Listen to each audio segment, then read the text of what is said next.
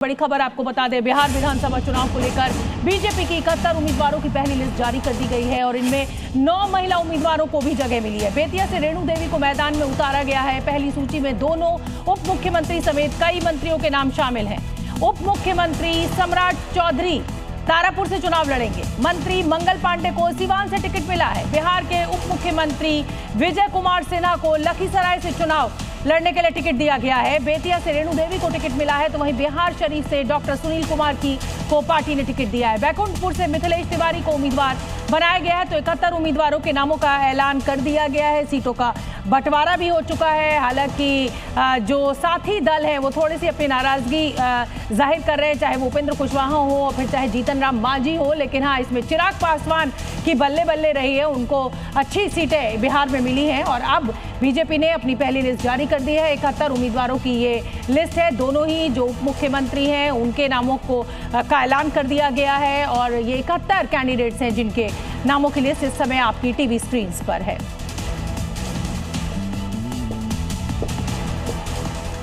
तो चलिए जल्दी से आपको लिस्ट क्या है और जो बीजेपी की पहली लिस्ट है, तो देखिए बेतिया से रेणु देवी, रक्सौल से प्रमोद कुमार सिंह, पिपरा से श्याम बाबू प्रसाद यादव, मधुबन से राणा रणधीर सिंह और मोतिहारी से प्रमोद कुमार। ये मैं वो नाम आपको बता रही हूँ जो पहली लिस्ट में, जो 71 लोगों की लिस्ट जारी की गई है उसमें जो नाम सामने आ रहे हैं। देखिए रीगा से बैद्यनाथ प्रसाद है, बथनाहा से अनिल कुमार है, परिहार से गायत्री देवी है, सीतामढ़ी सुनील कुमार है, बेनीपट्टी से विनोद नारायण झा है। ये 71 नाम है और 71 नाम हम आपको बताएंगे भी, लेकिन उससे पहले आपको एक रिपोर्ट देखनी चाहिए कि ये जो बीजेपी ने अपनी पहली लिस्ट जारी की है, आने वाले चुनाव में ये किस तरीके से विपक्षी दलों के लिए ये उम्मीदवार जो हैं अपने अपने इलाके में परेशानी पैदा करेंगे। रिपोर्ट देखिए।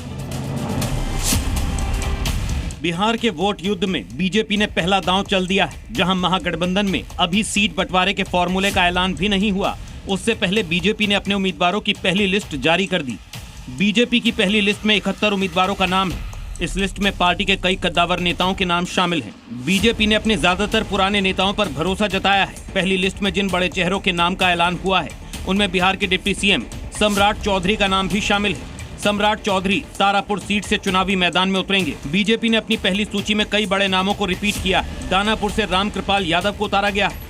मंत्री नितिन नवीन को बांकीपुर से टिकट दिया गया है। मंत्री मंगल पांडे को सीवान से उम्मीदवार बनाया गया है। संजय सरावगी को दरभंगा से उतारा गया है। नीरज कुमार बबलू को छातापुर से टिकट दिया गया है। वहीं पूर्व डिप्टी सीएम रेणु देवी को बेतिया सीट से कैंडिडेट बनाया गया है। एक और पूर्व डिप्टी सीएम तारकिशोर प्रसाद को कटिहार से टिकट दिया गया है। इसके अलावा दीघा से संजीव चौरसिया को टिकट दिया गया है।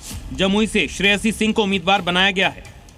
तो देखिए बीजेपी ने अपनी पहली लिस्ट जारी कर दी है। दिग्गजों पर दांव खेला गया है। सम्राट चौधरी को तारापुर सीट दी गई है। विजय कुमार सिन्हा जो दूसरे उप मुख्यमंत्री हैं, लखीसराय से वो अपनी किस्मत आजमाएंगे। तारकिशोर प्रसाद कटिहार से चुनाव लड़ेंगे। रेणु देवी बेतिया से और प्रेम कुमार गया शहर से। तो देखिए ये लिस्ट भी मैं लगातार आपको दिखा रही हूँ। कमल का फूल भी आपको दिखाई दे रहा है, यानी बीजेपी ने अपनी लिस्ट जारी कर दी है। अब यहाँ पर लड़ाई जो है वो कांटे की दिखाई दे रही है। ये तमाम वो सीट्स है विधानसभा की जहां से इन कैंडिडेट्स के नाम सामने आए हैं और अब आपको इसी पूरे जो ये सीटों का बंटवारा हुआ है, जिस तरीके से कैंडिडेट्स के नाम घोषित किए गए हैं, उसको लेकर हमने एक रिपोर्ट तैयार की है, वो आप देखिए।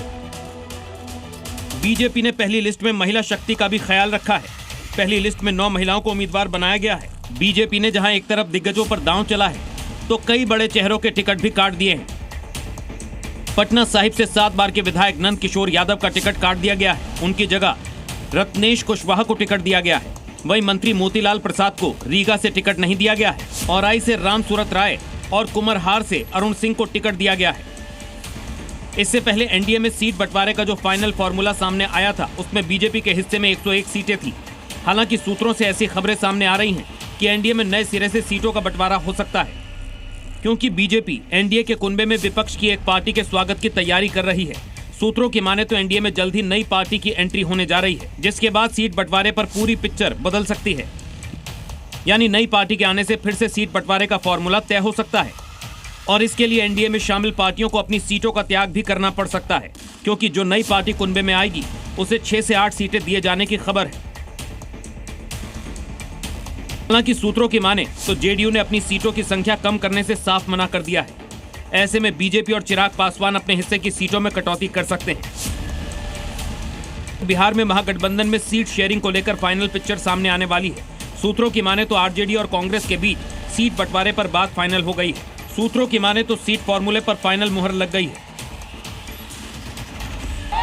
जिसमें आरजेडी को 135, कांग्रेस को 61, लेफ्ट को 29, विकासशील इंसान पार्टी यानी वीआईपी को 12, लोक जनशक्ति पार्टी यानी एलजेपी को 3, झारखंड मुक्ति मोर्चा को 2 सीटें मिल सकती हैं। जल्द से जल्द जो है ऐलान करने वाले हैं।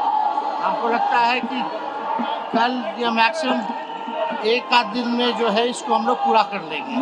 उधर वीआईपी नेता मुकेश सहनी ने कहा कि गठबंधन बीमार था और जल्द ही सब ठीक हो जाएगा। गठबंधन का तबियत अस्वस्थ हुआ था, मेरा नहीं हुआ था, तो वो सही हो गया। हालांकि टिकट बंटवारे से पहले ही लालू यादव ने नेताओं को सिंबल बांटने शुरू कर दिए थे। कांग्रेस के विरोध के बाद उन्होंने सिंबल वापस ले लिए। कुल मिलाकर कहा जाए तो बिहार में बिसात बिछ चुकी है और इस चुनावी रण को जीतने के लिए हर पार्टी अपने अपने दांव चल रही है। ब्यूरो रिपोर्ट, जी मीडिया।